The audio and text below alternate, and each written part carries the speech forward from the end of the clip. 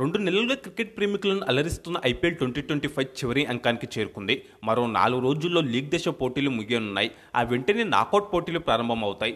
League దశలో జరిగే మిగిలిన మ్యాచ్లు ఒక రకంగా నామమాత్రమైనవిగానే చెప్పుకోవచ్చు. కాకపోతే పాయింట్ల పట్టికలో పలు జట్ల స్థానాలను మాత్రం నిర్ణయిస్తుంది. ఇప్పటికే Gujarat Titans, Royal Challengers Bengaluru, Punjab Kings, Mumbai Indians place బెర్తులను ఖరారు చేసుకున్న సంగతి తెలిసిందే. దీంతో ఐపీఎల్ 2025 ట్రోఫీ కోసం మొత్తం 10 జట్లు బరిలోకి దిగితే లీగ్ దశలోనే 6 జట్లు ఎలిమినేట్ అయిపోయాయి. నాకౌట్ పోటీలకు 4 జట్లు అర్హత సాధించాయి. ప్లేస్ చేరుకున్న 4 జట్లు ప్రస్తుతం అన్ని విభాగాల్లో బలంగా కనిపిస్తున్నాయి. ఈ 4 జట్లలో చివరికి ఛాంపియన్గా నిలిచే జట్టేదని అడిగితే చెప్పడం చాలా కష్టం. నాకౌట్ మ్యాచ్ల్లో గెలిచి ట్రోఫీని ఎలా గెలవాలని బాగా తెలిసిన 5 సార్ల ఛాంపియన్ ముంబై ఇండియన్స్ ఒకవైపు అయితే, కనీసం ఈసారైన ట్రోఫీ గెలిచి ఐపీఎల్ చరిత్రలో తొలిసారిగా ఛాంపియన్గా నిలవాలని తహతలాడుతున్న Royal Challengers Bengaluru, Punjab Kings మరోవైపు ఉన్నాయి. అలాగే తన కెప్టెన్సీలోని గుజరాత్ టైటన్స్ను ఛాంపియన్గా నిలిపి టీమిండియా కెప్టెన్స్కి తాను ఏమాత్రం తీసిపోనని నిరూపించుకోవాలని శుభ్మన్ గిల్ పట్టుదలగా ఉన్నాడు. మొత్తంగా ఐపీఎల్ 18వ సీజన్ ట్రోఫీ కోసం ఈ 4 జట్ల మధ్య పెద్ద యుద్ధమే జరగనుంది. ఈ నేపథ్యంలో ఈ 4 జట్లలో ట్రోఫీ గెలిచే అవకాశాలు ఏ జట్టుకు ఎక్కువగా ఉన్నాయో ఈ వీడియోలో మాట్లాడుకుందాం. అంతకన్నా ముందు మన వీడియోకు జస్ట్ ఒక లైక్ చేసి నన్ను ఎంకరేజ్ చేయండి ప్లీజ్. ముందుగా 5 టైమ్స్ ఛాంపియన్ ముంబై ఇండియన్స్ గురించి మాట్లాడుకుందాం. ఐపీఎల్ చరిత్రలో అత్యధికంగా 5 సార్లు ట్రోఫీ గెలిచిన జట్టు ముంబై ఇండియన్స్. ఈ ట్రోఫీలను హిట్మ్యాన్ రోహిత్ శర్మ కెప్టెన్సీలోనే గెలవడం గమనార్హం. ఇక్కడ ముఖ్యమైన విషయం ఏంటంటే రోహిత్ శర్మ కెప్టెన్సీలో ముంబై ఇండియన్స్ ఒక్కసారి కూడా ఫైనల్లో ఓడిపోలేదు. అలాగే మొత్తంగా గత 17 సీజన్లలో ముంబై 10 సార్లు ప్లేఆఫ్స్ చేరితే ఏకంగా 5 సార్లు ట్రోఫీ గెలిచింది. ఈ కారణంగానే ముంబై ఇండియన్స్ ప్లేఆఫ్స్లోకి ఎంట్రీ అయ్యిందంటే ఖచ్చితంగా ట్రోఫీ గెలుస్తుందనే పేరుంది. మన వ్యూయర్స్లో కూడా చాలామంది పలు వీడియోల్లో ఈ రకమైన కామెంట్స్ చేశారు. నిజం చెప్పాలంటే మన వ్యూయర్స్ చెప్పింది అక్షరాల సత్యం. ఎందుకంటే ముంబై ట్రాక్ రికార్డ్ అలా ఉంది. మరి ఈసారి హార్దిక్ పాండ్యా కెప్టెన్సీలోని ముంబై అదే జోరు కొనబరుస్తుంది. పైగా ముంబైకి కెప్టెన్ మాత్రమే మారాడు. ప్రదర్శనలో మాత్రం ఎప్పటిలాగే అదరగొడుతుంది. స్లోగా స్టార్ట్ చేయడం, తర్వాత పుంజుకోవడం, ప్లేఆఫ్ చేరడం, ఇది ముంబైకి వెన్నతో పెట్టిన విద్య. ఈసారి కూడా అలాగే జరిగింది. దీంతో అభిమానులంతా ముంబై 6వసారి ఛాంపియన్గా నిలుస్తుందని ఆత్మవిశ్వాసంతో చెబుతున్నారు. అందుకు అన్ని అర్హతలు కూడా ముంబైకి ఉన్నాయి. కాకపోతే ఇక్కడ ఒక సెంటిమెంట్ మాత్రం ముంబైకి ప్రతికూలంగా ఉందని చెప్పుకోవాలి. ముంబై ఇండియన్స్ రోహిత్ శర్మ కెప్టెన్సీలో కాకుండా వేరే ప్లేయర్ కెప్టెన్సీలో ఒకసారి ఫైనల్ చేరి రన్నరఫ్తోనే సరిపెట్టుకుంది. 2010లో సచిన్ టెండూల్కర్ కెప్టెన్సీలో ఫైనల్ చేరినప్పటికీ తుదిమెట్టుపై బోల్తా పడింది. ఈ సెంటిమెంట్ ప్రకారం ఈసారి కూడా హార్దిక్ పాండ్యా కెప్టెన్సీలో ఫైనల్ చేరిన నిరాశ తప్పదేమో. కాకపోతే ప్రతిసారి అలాగే జరుగుతుందని చెప్పలేం. అదే సమయంలో రోహిత్ శర్మ రూపంలో ముంబైకి ఓ సానుకూలమైన సెంటిమెంట్ కూడా ఉంది. అదేంటంటే ఐపీఎల్లో రోహిత్ శర్మ కెప్టెన్గానే కాకుండా ప్లేయర్గా కూడా ఒక్కసారి కూడా ఫైనల్లో ఓడిపోలేదు. 2009లో డెక్కన్ చార్జర్స్ ఛాంపియన్గా నిలిచినప్పుడు హిట్మ్యాన్ ఆ జట్టులో సభ్యుడిగా ఉన్నాడు. ప్రస్తుతం ముంబైకి కెప్టెన్గా కాకపోయినప్పటికీ జట్టులో సభ్యుడిగా ఉన్నాడు. పైగా ఫైనల్లో ప్లేయర్గానే కాకుండా అనుభవం ఉన్న కెప్టెన్గా రోహిత్ సేవలు ముంబైకి ఎంతగానో ఉపయోగపడతాయి. ఆల్రెడీ ఈ విషయాన్ని ఈ సీజన్లో మనం పలుమార్లు చూసాం. ముంబై ఫీల్డింగ్ సమయంలో రోహిత్ శర్మ బయట ఉండి తమ బౌలర్లకు ఇచ్చిన టిప్స్ చాలా బాగా పనిచేశాయి. కాబట్టి ఫైనల్లోనూ రోహిత్ ప్రత్యర్థులకు డేంజర్గా మారనున్నాడు. ఇదంతా పక్కన పెడితే టేబుల్పై ప్రస్తుతం ముంబై ఇండియన్స్ ప్రదర్శన గురించి ఒక్కసారి మాట్లాడుకుందాం. టేబుల్పై ముంబై ఇండియన్స్ జట్టు చాలా బలంగా కనిపిస్తుంది. జట్టు నిండా స్టార్ ఆటగాళ్లు ఉన్నారు. అలాగే వాళ్ళంతా మంచి ఫామ్లో ఉన్నారు. ఓపెనర్లు రోహిత్ శర్మ, రాండ్రీ కెల్టన్ మంచి ఫామ్లో ఉన్నారు. జట్టుకు శుభారంభాలను అందిస్తున్నారు. ఒక్కరు కాకపోయినా మరొకరు భారీ ఇన్నింగ్స్ ఆడుతున్నారు. గత 1-2 ఇన్నింగ్స్లో విఫలమైనప్పటికీ వీరిద్దరిని తక్కువగా అంచనా వేయాల్సిన అవసరం లేదు. ముఖ్యంగా ఫామ్లో ఉన్నా లేకపోయినా రోహిత్ శర్మ ఎప్పుడు కూడా ప్రమాదకరమైన బ్యాటరే. ఈ సీజన్లో వీరిద్దరూ కలిసి 150కి పైగా స్ట్రైక్ రేట్తో 300కు పైగా పరుగులు చేశారు. ఇద్దరు 3 హాఫ్ సెంచరీల చొప్పున చేశారు. అయితే ప్లేఆఫ్స్లో రికెల్టన్ స్థానంలో అనుభవం ఉన్న జాన్ బెర్స్టో ఆడనున్నాడు. 4వ స్థానంలో బ్యాటింగ్కి వచ్చే mister 360 degree Suryakumar Yadav batting గురించి ఎంత చెప్పినా తక్కువే అవుతుంది. ఈ సీజన్లో ఆడిన ప్రతి మ్యాచ్లో కనీసం 25కు పైగా పరుగులు చేసి ఇప్పటికే ప్రపంచ రికార్డు నెలకొల్పాడు. మిగిలిన మ్యాచ్ల్లోనూ సూర్య ఇదే ప్రదర్శన ఇస్తే ముంబై ఖాతాలో 6వ కప్పు పడడం పక్కా అనే చెప్పుకోవాలి. ఒకవేళ టాప్ 3 త్వరగా అవుట్ అయినా సూర్య ఆదుకోవడంతో పాటు ఇన్నింగ్స్ను నిలబెడుతున్నాడు. గత మ్యాచ్లో తిలక్ వర్మతో కలిసి ఇదే చేశాడు. 5వ స్థానంలో తిలక్ వర్మ కీలక ఇన్నింగ్స్లు ఆడుతున్నాడు. అలాగే ఆల్రౌండర్లు Hardik Pandya, Will Jacks bat బాల్తో సత్తా చాటుతున్నారు. హార్దిక్ పాండ్యా కెప్టెన్సీ జట్టుకు అదనపు బలం. అయితే ప్లేఆఫ్స్కి విల్ జాక్స్ అందుబాటులో ఉండడం లేదు. కెప్టెన్ హార్దిక్ పాండ్యాతో కలిసి నమందీర్ చక్కగా ఫినిషింగ్ రోల్ పోషిస్తున్నాడు. ఇక బౌలింగ్లోనూ ముంబై చాలా స్ట్రాంగ్గా కనిపిస్తుంది. జస్ప్రీత్ బుమ్రా, ట్రెంట్ బౌల్ట్, దీపక్ చాహర్ రూపంలో బలమైన పేస్ యూనిట్ ఉంది. ముఖ్యంగా బోల్ట్ చాహర్ పవర్ ప్లేలోనే వికెట్లు తీసి ప్రత్యర్థులను దెబ్బ కొడుతున్నారు. డెత్ ఓవర్లలో బూమ్రా గురించి ప్రత్యేకంగా చెప్పనవసరం లేదు.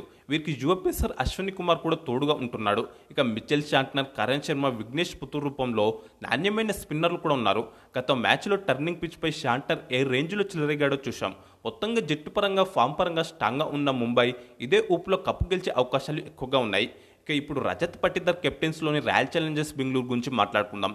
విరాట్ కోహ్లీ వంటి పెద్ద ఆటగాడు జట్టులో ఉన్నప్పటికీ తమ ఐపీఎల్ కెరీర్లో ఒక్కసారి కూడా ట్రోఫీ గెలవని జట్టు ఆర్సీబీ. ఈసారి ఎలాగైనా ఆ లోటును తీర్చుకోవాలని పట్టుదలగా ఉంది. పైగా గతంలో కంటే ఈసారి జట్టు చాలా బలంగా అన్ని విభాగాల్లో సమతూకంగా కనిపిస్తుంది. ముఖ్యంగా గతంలో జట్టు నిండా స్టార్ ఆటగాళ్లు ఉన్నప్పటికీ కలిసికట్టుగా ఆడేవాళ్ళు కాదు. కానీ ఈసారి మాత్రం అలా కాదు. జట్టు అంతా స్టార్ ప్లస్ ఆర్డినరీ ఆటగాళ్లతో కలిసి ఉంది. ముఖ్యంగా పెద్దగా అంచనాలు లేని రజత్ పటిదార్ కెప్టెన్సీ ఆ జట్టుకు అదనపు బలంగా మారింది. సీజన్ ఆరంభంలో బ్యాట్తోనూ సత్తా చాటిన పటిదార్ ఇటీవల కొన్ని మ్యాచ్ల్లో విఫలమయ్యాడు. అయినా అతని గురించి టెన్షన్ అవసరం లేదు. టేబుల్పై ఆర్సీబీ బలంగా కనిపిస్తుంది. ఈ సీజన్లో ఆడిన 13 మ్యాచ్ల్లో 8 గెలిచిన ఆర్సీబీ మొత్తంగా 17 పాయింట్లతో 2వ స్థానంలో ఉంది. 4 మాత్రమే ఓడిపోయింది. జట్టు అంతా కలిసికట్టి ఆడుతూ విజయాలు సాధిస్తుంది. రానున్న మ్యాచ్లోనూ ఇదే ఊపు కొనసాగిస్తే కప్పు కొట్టే అవకాశాలు ఎక్కువగా ఉన్నాయి. కాకపోతే ఆర్సీబీకి నాకౌట్ స్టేజ్లో తడబడే అలవాటు ఉంది. ఈ కారణంగానే ఏకంగా 10 సార్లు ప్లేఆఫ్స్ క్వాలిఫై అయినా ఒక్కసారి కూడా ట్రోఫీ గెలవలేకపోయింది. దీంతో ఈ బలహీనతను అధిగమిస్తే కప్పు గెలవడం పెద్దగా మ్యాటర్ కాకపోవచ్చు. ప్రస్తుతం విరాట్ కోహ్లీ, జాకబ్ బెథెల్ ఆర్సీబీకి మంచి ఆరంభాలను ఇస్తున్నారు. కింగ్ కోహ్లీ ఎప్పటిలాగే ఈ సీజన్లోనూ 500కు పైగా పరుగులు సాధించాడు. 6 సార్లు హాఫ్ సెంచరీలు చేశాడు. మరో ఓపెనర్ జాకబ్ బెథెల్ కూడా సత్తా చాటుతున్నాడు. కాకపోతే ప్లేఆఫ్స్కు అతను అందుబాటులో ఉన్నాడు. వన్డౌన్ బ్యాటర్ పడిక్కల్ కీలక ఇన్నింగ్స్లో ఆడుతున్నాడు. 4వ స్థానంలో కెప్టెన్ రజత్ పటిదార్, 5లో వికెట్ కీపర్ జితేష్ శర్మ కూడా బ్యాట్తో సత్తా చాటుతున్నారు. ఇక టీమ్ డేవిడ్ ఎంత మంచి ఫామ్లో ఉన్నాడో ప్రత్యేకంగా చెప్పనవసరం లేదు. ఎన్నో ఏళ్లుగా ఆర్సీబీ ఎదుర్కొంటున్న ఫినిషింగ్ సమస్యకు అతను మంచి పరిష్కారంగా మారాడు. దీనికి తోడు కృణాల్ పాండ్యా, రెమారియో షెఫర్డ్ కూడా చివర్లో ధాటిగా పరుగులు చేస్తున్నారు. దీంతో 8వ స్థానం వరకు ఆర్సీబీకి బలమైన బ్యాటింగ్ ఉంది. Josh Hazlewood, Bhuvneshwar Kumar, Yash Dayal, Lungi Ngidi రూపంలో బలమైన పేస్ యూనిట్ ఉంది. హ్యాజిల్వుడ్ ప్లేఆఫ్ మ్యాచ్లు ఆడే అవకాశం ఉందని లేటెస్ట్ సమాచారం. Spinner Suyash Sharma, allrounder Krunal Pandya అదరగొడుతున్నారు.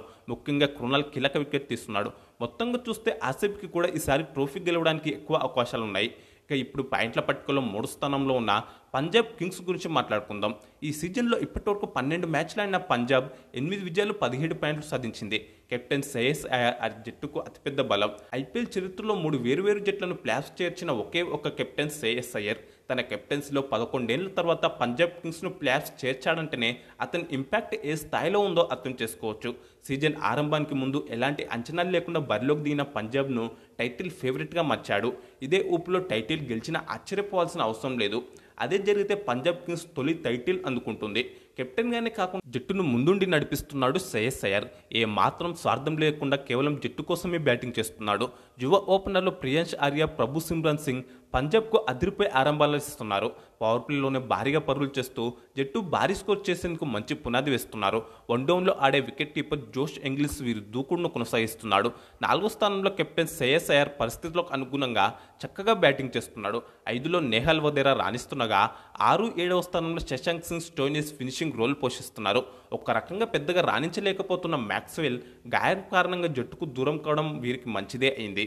Arshdeep Singh, మార్కూస్ Johnson రూపంలో వరల్డ్ క్లాస్ పేసర్లు ఉన్నారు.